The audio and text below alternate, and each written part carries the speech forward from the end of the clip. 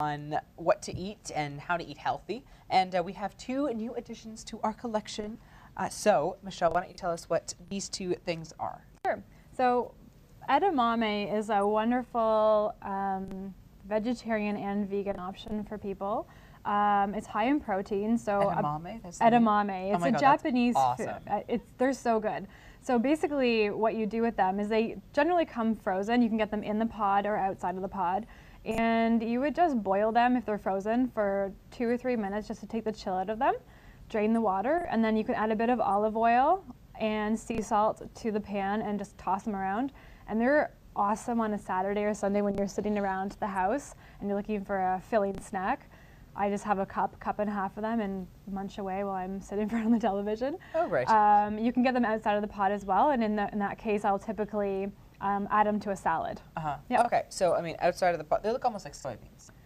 They are soybeans. Oh. Yeah, they're immature soybeans, but great. So we call them edamame. Great. I seem to have. So you would not eat the pod. You would just eat the bean inside of the pod. Well, I usually eat the pod, but that's just me. It's not delicious if you eat the pod. Yeah, it was hard to chew. So I do recommend you take them out of the pod. Yes. It's good. I think I went to a Japanese restaurant. They served these. Yeah, I thought they were just soybeans. So they're immature soybeans. They're immature soybeans. Okay, so why don't we talk a bit about that? Soy. Is it good for you? Bad for you? Yeah, so there's a lot of controversy over soy. What I'm basically telling my clients is I'm okay with organic soy products, and I'm really making sure that they are genetically modified free, so they don't have all the modifications on them. So, I prefer the whole food. Yeah, for everyone. That's what they look like. I prefer the whole food, like the immature edamame, over a tofu brick, just because the more processed you go, the more processed it is. Yes. So the whole food is obviously a better option if it's organic and non-GMO. What exactly do they extract from the beans to make it look like a block of white? Do you know? I think they basically are crushing up the actual, the actual soy product in whatever form that it's in. But the actual process, I couldn't even tell you.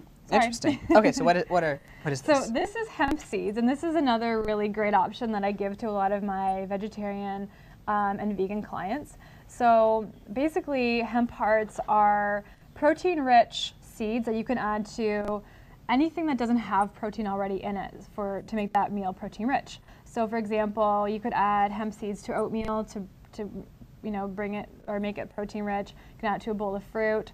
If I make homemade soups that don't have any, chicken or turkey or beans in them, I can add a couple of scoops of hemp at the time just to beef up the content of that soup. All right. So they're a great product, but a lot of people don't actually know about them. And you can get them organic or not organic in health food stores and all your big grocery stores as well.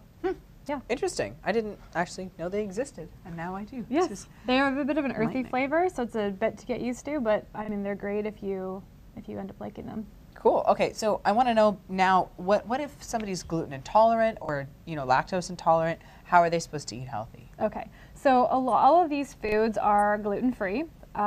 If you're buying proteins or bars, you really have to make sure that you're buying one that says gluten-free or dairy-free on it. These ones in particular both are gluten-free and dairy-free.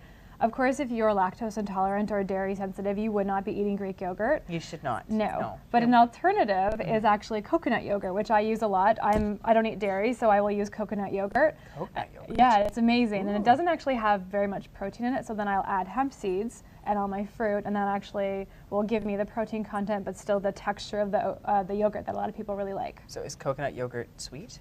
It's not that sweet. You can get the flavored ones and the unflavored ones, but of course, again, like I was saying with anything else, there's a lot of sugars in them if they're flavored. So, but all of these are, like I said, gluten-free and dairy-free, so great for anyone who has those major sensitivities. Yeah, because I mean, if you do also choose to go vegetarian, all of these are vegetarian options. They are. But vegan, not for the dairy. Yeah, you dairy. wouldn't be eating the dairy if you were vegan.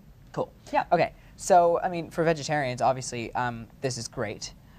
But you also have to be careful if you're vegetarian that you're getting enough protein, right? Yeah, and so that's why all these options are amazing, because they give you that protein content, but they also give you a variety of food and not just having, soy for breakfast, lunch, and dinner. Like, you really want to make sure you get a variety of foods. Otherwise, that's how you end up with sensitivities to dairy or gluten or to anything else, is because you eat the same foods over and over again. So that's why variety is really the spice of life. And we have tons of variety here. Yes, yes. So there is no reason for you to be eating badly. Thank you so much for coming on, Michelle. Thanks for having me. Anytime. So you can check out all of her information at www.oakvillenutritionist.com. As well, you can find her on Twitter at Dear Diet. Thank you so much once again for watching our segment. We're going to be right back with advice from Colin and Kabir telling you how to lie. Don't go away. Alrighty, this is great. I actually kind of